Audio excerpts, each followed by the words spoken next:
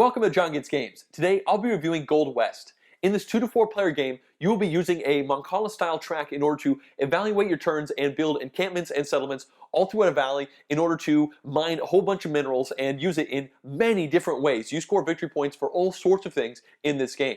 First, I will go over how the game plays, and then I'll jump into my review.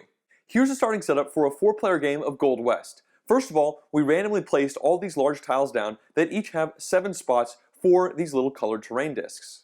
Then you place the terrain discs down on the board matching the color, and you leave them all face down except for the ones that happen to be touching the river in the center. Now you randomly give the star player token to a player and then put these second, third, and fourth going around the table. And this is pretty interesting because on each of these tokens it shows you what resources you start with on your player board. So as the first player, I would have 1 wood green cube at the top spot, and then a copper mineral cylinder and a black stone cube in my second spot here, which you can see. The structure of a turn is really quite simple. You see down on the bottom of your player board it says first you activate your supply track, then you use your metals, and finally you build or loot. So beginning with the activate supply track, all you do is take one of the 4 slots on your player board and you grab all the resources in that slot, and then you move upwards, and in each subsequent slot you hit, you must put a single resource down into each one of those compartments until you finally get to the end and all the remainder kind of spills out onto the table. In this case, the purple player only has a single stone cube left over. So next we move on to the use metals phase of the turn, but stone is not a metal, so let's go ahead and skip that and we'll come back very shortly and finally go to the build or loot phase. Each of these triangular tokens at the bottom of your player board indicate encampments, and in order to build a single encampment out on the board, you're going to have to pay a either stone cube or a wood cube. So in this case, they could spend this stone cube here in order to put this token out on the board. A player can put an encampment down anywhere on the board where there's a current face-up tile. So for instance, this one right here, the encampment goes down, and then in this case, they would get 3 silver from the supply. And the moment you clear a space for any reason, you must flip all of the tiles that are adjacent to it that are currently face down. And it's important to note that on future turns, you don't have to necessarily place next to your previous encampments. So now you take this tile and you flip it over and you put it down on your player board in the associated terrain track, and then you get the resources that that tile gave you and you put them into one of these 4 troughs. If you put it in the second, third, or fourth trough, you will actually take a number of victory points equal to the number on the side, but for the moment, let's say that the player puts it down here in the very top trough. This would end their turn and play would continue clockwise. It's time to demonstrate a couple more things, so I'm going to cheat a little bit and put this black token in here, and let's pretend it's the purple player's turn again. So in this case, they only have one of their tracks that is currently open, so they would activate it by grabbing everything and pushing it off to the top of their board, and they would not have to drop anything down because they were already at the top. The second phase of a turn is use metals, and right now they have 3 silver and 1 copper. There are 3 different ways you can use metals in the game, and you could do a little bit of all of them on a given turn. You're not restricted in any way. The first way is you can purchase one of these investment tiles that are over on the side of the board. For instance, this one right here costs 3 silver and 1 copper, which the player currently has available to them. If they were to take this card, they would get 7 victory points, and then you'll see that this says you can upgrade a camp to a settlement. So settlements are improved camps. This is a camp right here on the board. Now you get to take one of these discs that I said are used for multiple purposes, and you can slide it underneath the encampment, and now that area is a settlement. For the case of the board right now, it doesn't change anything, but it could modify your endgame victory points. And lastly, after doing the upgrade and taking the 7 points, they would also grab this right here, which is a 5-point bonus. In future turns, as more people grab these investments, the bonus gets smaller and smaller, so this is a bit of an incentive to grab these investments early. The second thing you can use your metals for is Boomtown over here. Now these 4 tiles were randomly pulled from a bag and put down on the board. As you can see, there are a lot of different tiles that you can choose from in putting into the Boomtown area for each game. What you can do is spend 2 different pieces of metal, one for the row and one for the column, in order to put a token down at the intersection of those 2 metals. So you could do that with the 2 silver, or you could do this with a copper, in which case that would go down there. And of course, you could also do this, which gives you the option to put this token over here. So a couple different options with this set of metals. All of these tiles give you endgame victory points with the exception of this spot right here, which just gives you 4 points immediately. For instance, if you put your token here, you would get 1 victory point for each settlement you have on the board at the end of the game. And remember, that's situations where you have a little encampment on top of one of your discs. A player is only allowed to put 1 token in Boomtown each turn, but on a subsequent turn, they could put another token here, and now they would get 2 victory points per settlement out on the map. And then as another example down here, you see this one gives you victory points for buildings along the edge of the map, and there is a large variety of different scoring things that you can grab here in Boomtown. And the last spot you can use your minerals is the shipping track. And this is quite simple. For instance, if you had these 3 silver here, you could move your car forward 3 different slots. So on the silver track, we need to kind of, you know what, let's just get rid of all of these. It's kind of a crazy stack. And then you go 1, 2, 3 in this case. The moment you cross this line right here, you would get 2 victory points. And then of course you could spend this 1 copper to go up once on the copper track. These tokens here are not actual spaces you stop on. You jump over them, and when you do, you get the victory points that are listed on the tile. And as you can see, the victory points go down. So again, this is another race where you're trying to get as far ahead as you can before your opponents to get the majority of the victory points. So let's just say that the purple player decides to get this investment. They spend the minerals to do that, and then they get 12 victory points.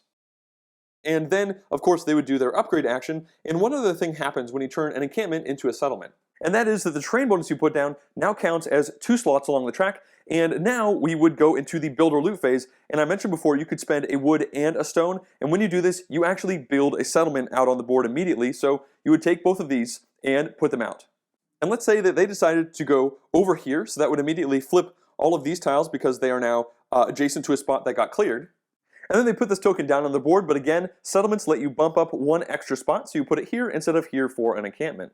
So let's say the purple player decides to put their tokens down here. They would immediately score 2 victory points for that, and then it would be the next player's turn. By the time it comes back around to purple, they need to activate a supply track, and so they would have to grab this one. They would drop 1 here, 1 here, and then this would come out the top. They would use their metals like normal, but once they got to the build or loot phase, they'd realize they don't have any wood or stone available to them. Because of this, this means they cannot actually build a settlement. Instead, they're going to have to loot.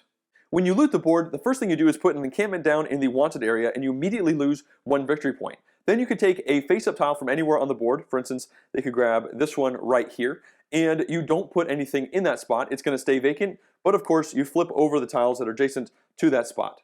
You get your materials as normal, and you could put it like in this slot and get a victory point, but then you don't get to place this token down onto your player board.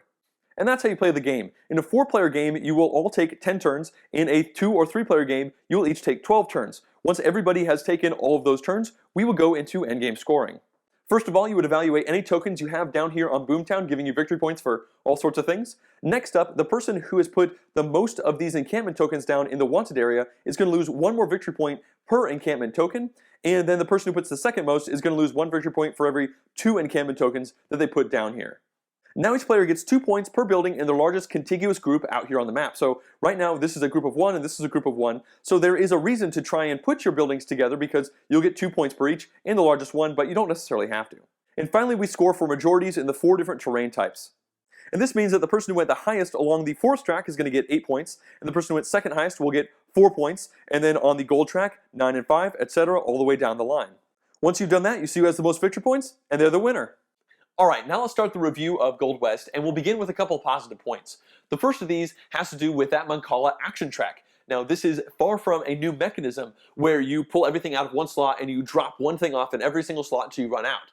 The new thing as far as Gold West is concerned is it doesn't make it a loop. You just have a straight line, and once you get to the end, your remainders fall out, and that's what you get to use on a turn, which is an ingenious idea. It also gives you lots of decisions. Like, first of all, which one of the tracks do you use on a given turn? But more importantly, which one of the slots in the track do you put the new goods into? And it's got this great idea where the farther back you put it, the more you invest it into the future, the more victory points you get. But it's going to be a lot longer until you can actually cash that out. You're probably going to need to put 2 or maybe even 3 lots into that deep, farthest down track, and then have a monster turn, and you have to plan accordingly to allow yourself to do that, because you'll have maybe some short-term turns and some long-term turns, and then just a monster turn, and that's some great stuff you get to think about. You have short-term things, like maybe I just put it in the farthest forward slot and use it next turn, or you put it all the way at the end and you say, I'm going to do something big several turns from now, and I love how the Mancala track makes all that work. Positive number 2 relates to the Boomtown area of the track. Now, you have a bunch of tiles that you shuffle up and you shove in there randomly, and that will dictate a lot of what you do in the game. Like, the big stuff that you do each game is not going to change. You're still going for the majorities on the different terrain tracks. You're still trying to get as high you can on the main tracks and get those investments. None of those things change. But how you go about doing those things is going to be subtly modified by that Boomtown area. Maybe you try to focus on getting lots of settlements because there's a Boomtown victory point thing that lets you cash out big on that. or maybe you intentionally place your little encampments on the board next to as many opponents as possible, because again, you get victory points for that in this game, but the next time you play, you might get no victory points for that. So it doesn't affect the big things, but the way you go at the big things will get shifted to and fro based off of how the Boomtown tiles come out. And then of course there's a little bit of a race, a little bit of tension to get your token down on those tiles. You might be doing the thing that's going to get you points, but you got to cash out and make sure you have your token on there at the end of the game. I think it's just a really brilliant idea. So now let's move into my neutral points for the game, and the first of these relates to the amount of thinkiness that goes into playing this game. I was surprised when you look at the game and you see how simple a turn is. You just pick one of these 4 slots, move forward, and then do stuff with those minerals. It seems like there's not that many things that you need to think about in a turn, but I was really wrong. There is tons to think about.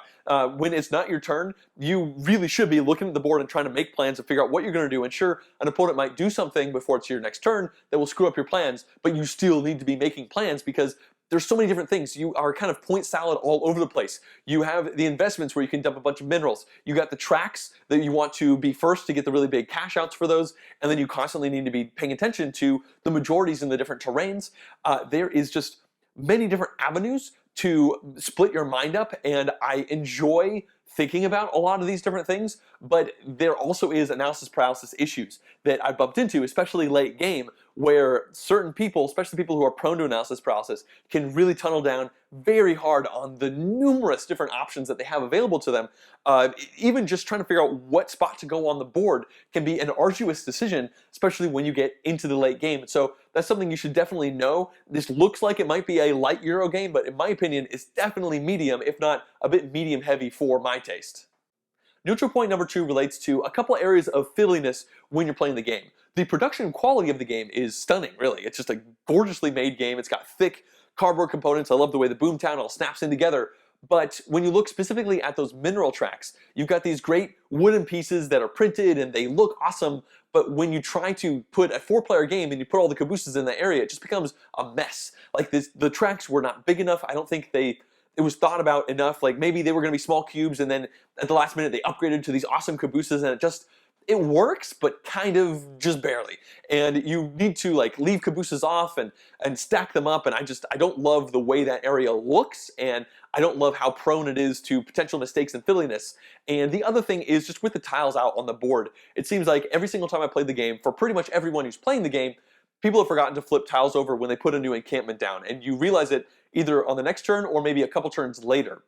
And I think that's just because it's one more thing to think about. You're thinking about all these things, about the things you want to do, your strategy, specific things you're doing on a turn, and then it's just one more thing. When you put that encampment down, you got to flip those little tiles over, and the fact that it's pretty much happened to everybody means it's probably going to happen to you, and it's not a huge deal, but it's a bit annoying. Neutral point number 3 relates to the number of very difficult, painful turns that you can end up having in the game through various reasons. You will pretty much always have a time where you look out on the board and you're like, I just need this one item and this one item, like those 2 things on any tile, and you spend like a minute and you just look around and you look around again, you look around a 3rd time and it's just not there, and you're like, crap, okay, well, what is my secondary thing going to be? And part of that has to do with tile flipping luck. You know, the person who went before you, they put an encampment down and it probably is going to flip over some tiles, and you might get lucky and they might flip over the one that you need, but you also might not. Also, there might be one spot on the board, and that person that just took the turn right before you went into that one spot, and you had this complicated plan that you were all going to be, it was going to be based around going in that one spot, and now it's gone. You need to go back to the groundwork of figuring out what you're going to do on your turn, and then you flip over those new tiles and they don't have what you need. So there is a little bit of randomness there with what is going to come out with the tiles, if the exact thing that's going to work for your plan is going to be out there, and also just when you're playing with the other players, they can either intentionally or not really wreck your plans. And I've had many turns while I'm playing the game where I just go back to ground 1 and I figure, what am I going to do from now? And those options are rarely great. And you had this wonderful turn and you kind of mourn the loss of that wonderful turn that you almost had or that you could have had if that tile had been flipped over correctly. And it's just a little bit of harshness that you should be aware of. All right, now let's go into negative points. And the first of these has to do with the point salad nature of the game. There is victory points pretty much everywhere you look. And this might be on me and me just being a bad board gamer, but I found myself while I'm playing the game not really sure what the best thing to do is. And what I end up doing is something that just kind of feels interesting enough. Like, I guess I'll shoot for that investment in 2 turns from now, and I'll kind of plan accordingly. And then, oh, like I'll try to kind of stay up on those area majority tracks, and oh, but there's those racing tracks for the minerals over there, and you kind of run around in circles in your brain, like what should I prioritize on? What should I prioritize on? Should I put this little encampment down on the board so that it's next to all my other encampments, so I get a bigger bonus for that, or do I put it way over here, and is that going to be worth it? And then you're trying to crunch in your head, okay, if I don't go over there, then I lose a couple points, but I get this, and that's going to give me a couple points, especially if I put it here, and that number of points is compared to this number of points, and my brain just kind of stops, and I end up just doing a thing because I don't want people to be staring at me from across the table, because again, I mentioned analysis paralysis possibilities, and it seems like I rarely decide, no, this is the right thing to do. I usually decide this is an okay thing to do, and I hope it works out. And then I'm done with my turn, and then the next person goes, and it comes back to me, and I do kind of the same thing again. And for certain people, I imagine they will always have a game plan. They're going for that game plan, and that's just not me, especially with this game, because there's so many mild mathy things that all kind of pile up into a really big pile of decisions that you need to make, and it's really hard to figure out which way to go. So that's a bit of a bummer. And negative point number 2 definitely stems from negative number 1, and that relates to the overall atmosphere of the game while you're playing it. It is a very quiet situation while you're playing this game, because everybody's staring at the board and staring at their board and staring at everybody else's board, contemplating. They're crunching numbers, they're crunching options, they're trying to figure out, can they pull this off, can they pull this other thing off, and it means that nobody is talking. And I've had situations where people come over, they're like, oh, this game isn't very good, huh? And we're like, no, it's good. Like, we're just thinking really hard. We don't have the brain space to even talk to the other person across the table. And the interaction between the players, like, you can definitely take spots that you really needed, and that is a little bit of indirect action. And you can also have somebody maybe bump up really big on a track that you were gunning for and feel like you are definitely interacting there, but it doesn't, it's a silent interaction almost. And if somebody takes the thing you really need, you're definitely gonna be like, ah, crap, that was perfect, that's exactly what I needed. And then you'll go back to silence as everybody tries to figure out what's going on. And across the room, somebody might be playing another Euro game where you're actually talking back and forth, and maybe you're making trades, or it's not so crunchy that you can figure out what you're gonna do in your turn, and then idly talk about the game or something else with somebody else around the table. It's a very dry, quiet atmosphere, and that's not my preferred way of playing games. All right, let's discuss Gold West's replayability, and I think it's pretty good, definitely above average, and it all has to do with that Boomtown area that I already discussed, so I don't want to go into it too much again, but I just like how random it is and how many don't make it into the game. It definitely makes one game feel different from the next, because even though you're shooting for those main things with every single gameplay, the way you make it to getting those investments or running up those tracks is going to be slightly different based off of how the Boomtown tiles come out. I think it's a really good mechanism for increasing the replayability of the game. So now let's go into the various player counts that Gold West supports. It is a 2 to 4 player game, and I think it's best with 3. The issue I have with it at 2 is that you only have that one person that you are competing with for dominance on the different terrains, as well as racing up the different tracks. It feels like you do need more than that one person to keep it as interesting as it can be. It's not a bad game at 2. I would play it again at 2. The board is smaller when it's a 2-player game, so you're definitely still jostling around.